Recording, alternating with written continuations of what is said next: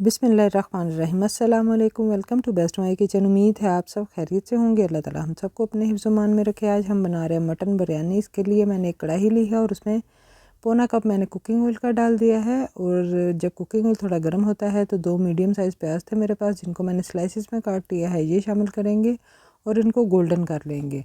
प्याज़ों को गोल्डन करने का जो एक ट्रिक है वो मैं आपको बताती हूँ कि किस तरह से आपके अच्छे से प्याज गोल्डन हो सकते हैं।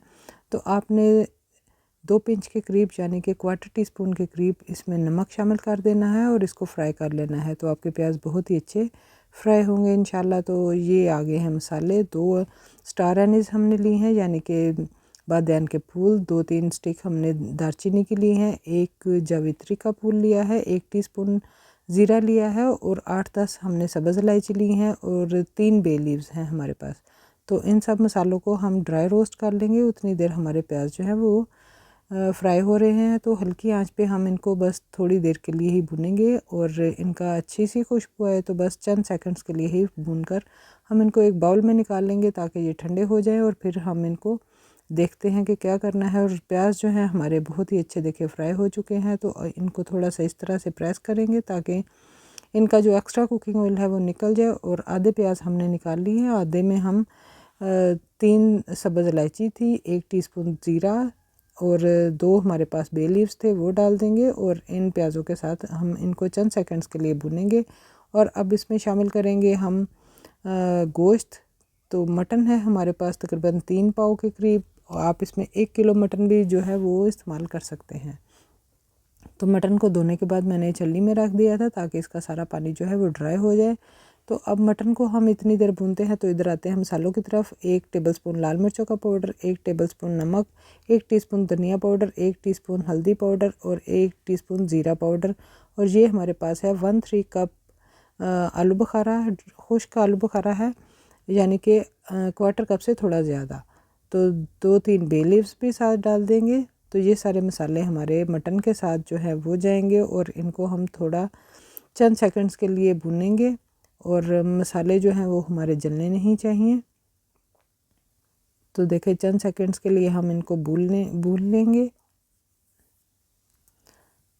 तो मसाले हमारे जो हैं वो इधर भून रहे हैं। तो मसाले हमारे जले ना, तो इसके लिए मैंने 1 टेबलस्पून के करीब इसमें पानी डाल दिया है। जब हमें लगे कि हमारे मसाले नीचे चिपकने लगे हैं तो हम इसमें थोड़ा थोड़ा पानी शामिल करते जाएंगे। तो ये हमने 1.5 टेबलस्पून के करीब अदरक लहसुन का पेस्ट इसमें शामिल किया है। और अदरक लहसुन के पेस्ट को भी मटन के साथ भून लेंगे ताकि अदरक लहसुन की स्मेल भी ख़त्म हो जाए और मटन की स्मेल भी थोड़ी ख़त्म हो जाए। क्योंकि मेरे बच्चों को जो मटन है उसमें थोड़ी स्मेल का इशू है, तो मैं इसको अच्छी तरह से भून लूँगी।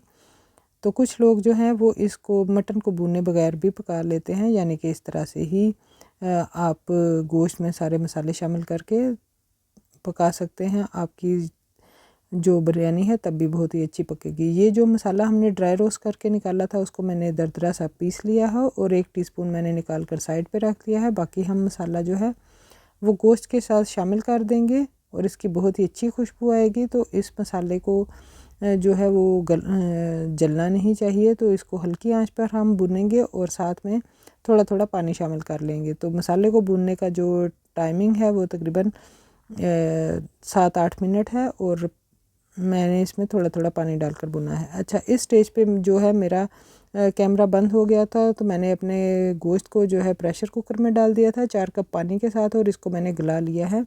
तकरीबन ये 90% गल चुका है। तो अब इसमें हम जो है वो टमाटर की प्यूरी शामिल करेंगे। 2 कप मैंने टमाटर की प्यूरी ली है। 3-4 मेरे पास मीडियम साइज़ टमाटर थे जिनको मैंने ब्लेंडर में डालकर ब्लेंड कर लिया और इसकी प्यूरी बना दी है। इसको हमने अपने कौरमे में शामिल किया है और इसको 5 मिनट के लिए मैंने फिर प्रेशर लगा दिया है ताकि ये टमाटरों के साथ अच्छी तरह से पक जाए।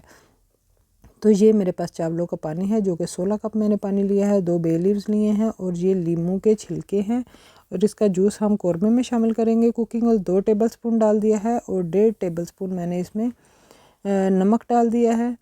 तो अब इसको बॉयल होने देंगे अच्छी तरह से। और इधर हमारा कौरमा जो है वो रेडी हो चुका है। और तो देखिए अभी भी इसमें थोड़ा थोड़ा पानी है और पानी हम इसी तरह रखेंगे।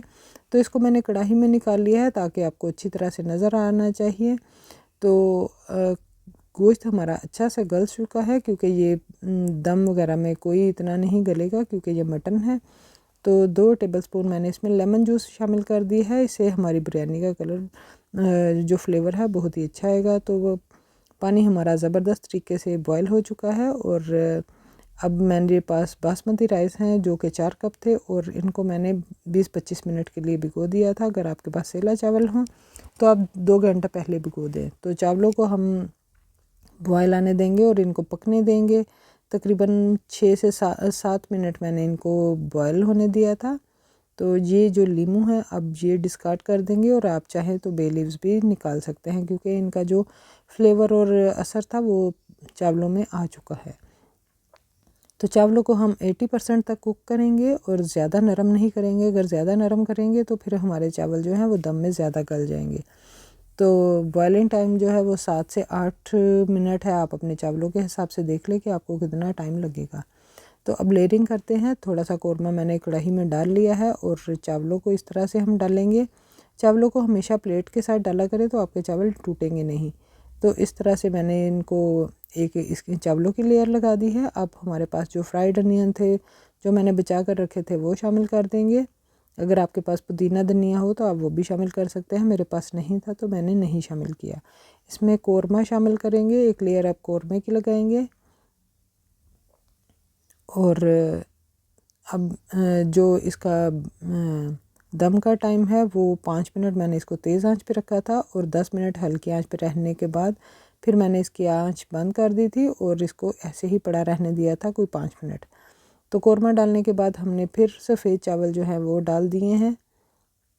دیکھیں اس طرح سے میں نے چاول پھیلا دیے ہیں، اور اب چاولوں کے اوپر جو ہے ہم پھر قورمہ ڈال دیں گے، باقی کا جو بچا ہوا ہمارے پاس قورمہ ہے،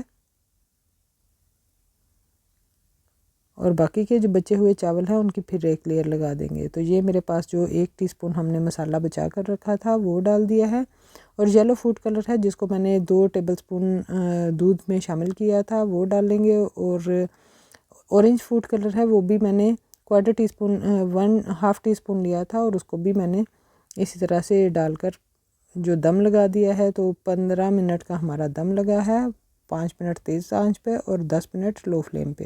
تو دیکھیے کتنے خوبصورت ہمارے چاول بنے ہیں، بالکل علیحدہ علیحدہ سے، اور بہت ہی زبردست فلیور کے ساتھ بنے ہیں۔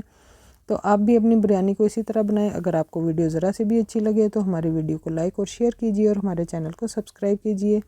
اور اب اس کو ہم اپنی پلیٹ میں نکال لیتے ہیں اور سرو کرتے ہیں۔ تو جب آپ اس طرح سے بریانی بنائیں تو اس کے تھوڑے وائٹ چاول بھی نظر آنے چاہیے پلیٹ میں، اور تھوڑے کلرفل اور تھوڑے مسالے والے علیحدہ علیحدہ نظر آنے چاہیے۔ تو بہت ہی خوبصورت آپ کے چاول دیکھیں اس طرح سے سرو کیا کریں تو بہت ہی زبردست آپ کی بریانی نظر آئے گی۔